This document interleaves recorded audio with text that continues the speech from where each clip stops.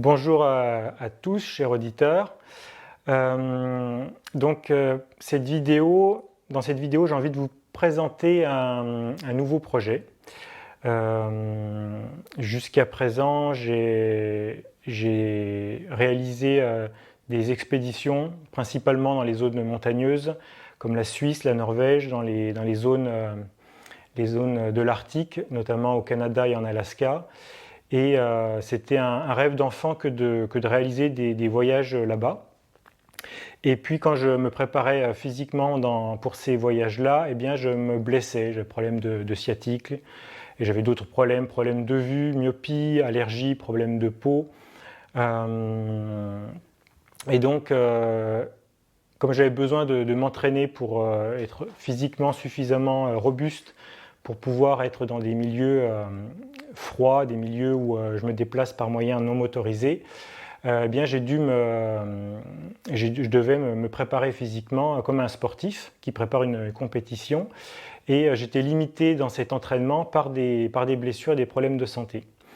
Et un peu par hasard, lors d'un entraînement, j'ai pris une grosse insolation en descendant la Loire en kayak, qui m'a laissé 48 heures avec une grosse fièvre, sans pouvoir boire ni manger. Donc je suis resté dans ma tente immobile pendant toute cette période.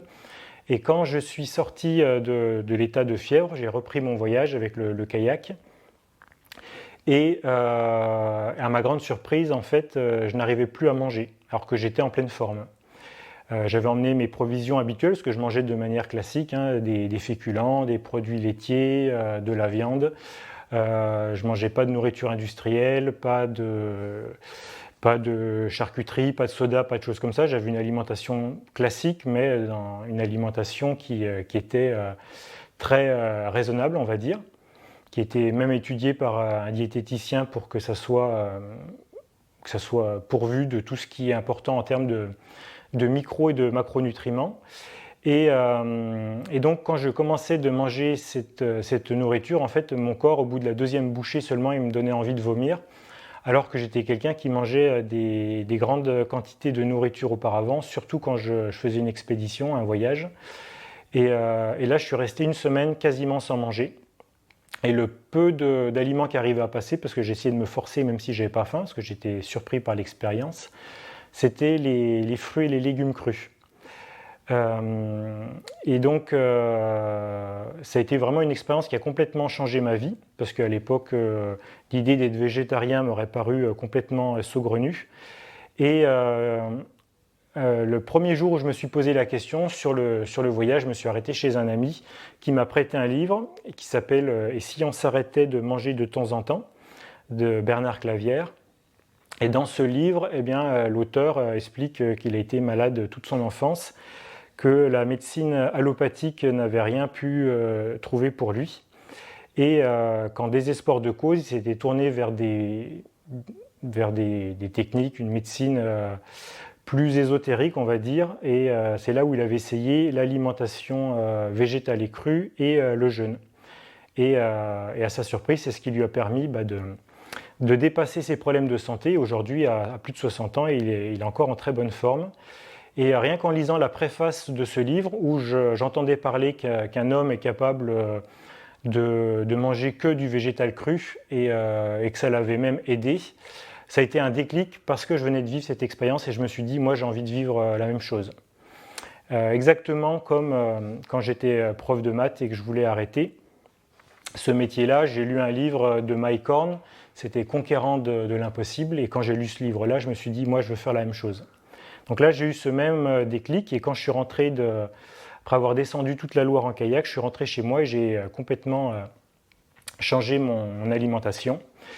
Et c'est ce qui m'a permis de guérir mes problèmes de santé, problèmes de sciatique, problèmes de vue, problèmes d'allergie. Tout n'est pas revenu parfaitement à 100%, mais en tout cas, ça a tellement diminué que maintenant, par exemple, j'ai plus besoin de lunettes, et les allergies, je les sens quasiment plus.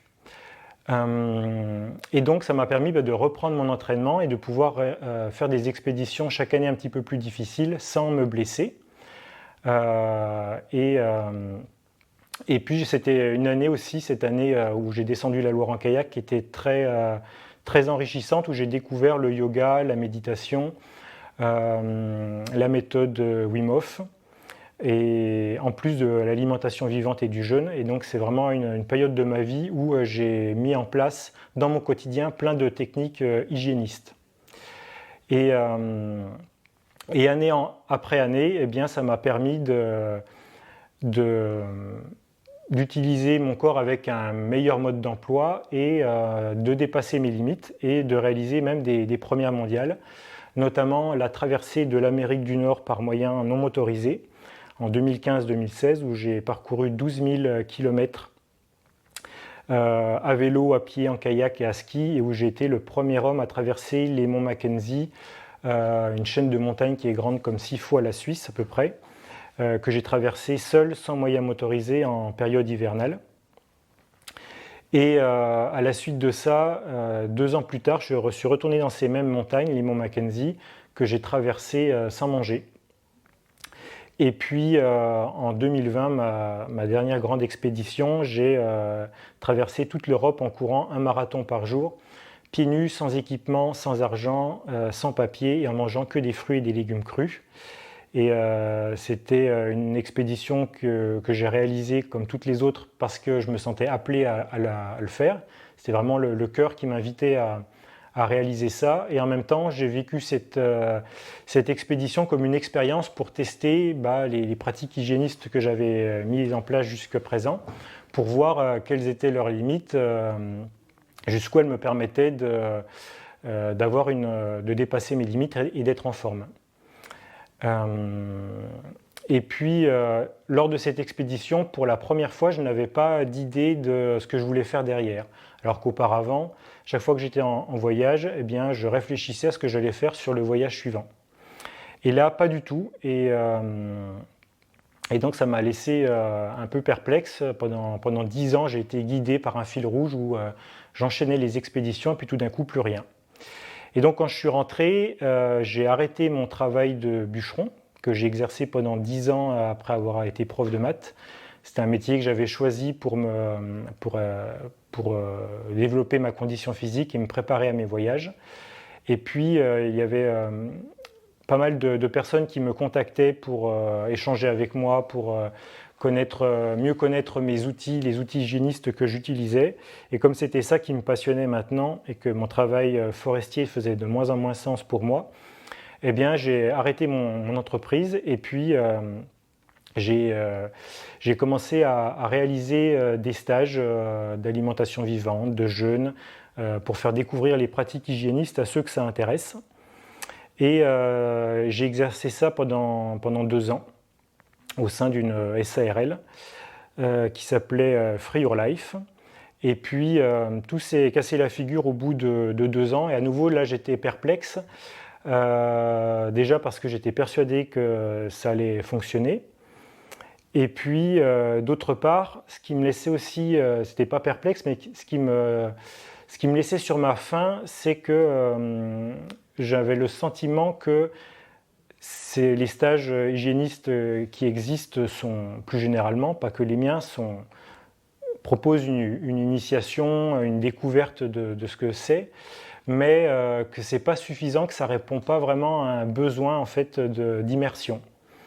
Et même quand ça dure une semaine, personnellement, par exemple, les stages hygiénistes d'alimentation vivante et autres que j'ai suivis, à l'époque où je me formais, eh bien, je les ai faits 4 ou 5 fois avant de bien intégrer les notions. Et bref, j'ai enchaîné énormément de stages, beaucoup de lectures, beaucoup de vidéos, de films pour apprendre. Et c'est pas quelque chose qu'on peut appréhender juste en un stage ou même en 2 stages. Et donc j'avais un sentiment d'un travail inachevé par rapport à ce que je faisais. Et puis je suis resté comme ça une période où je ne sentais plus cet appel à la fois du cœur, cet appel aussi de mes tripes qui me disent d'aller foncer dans un projet.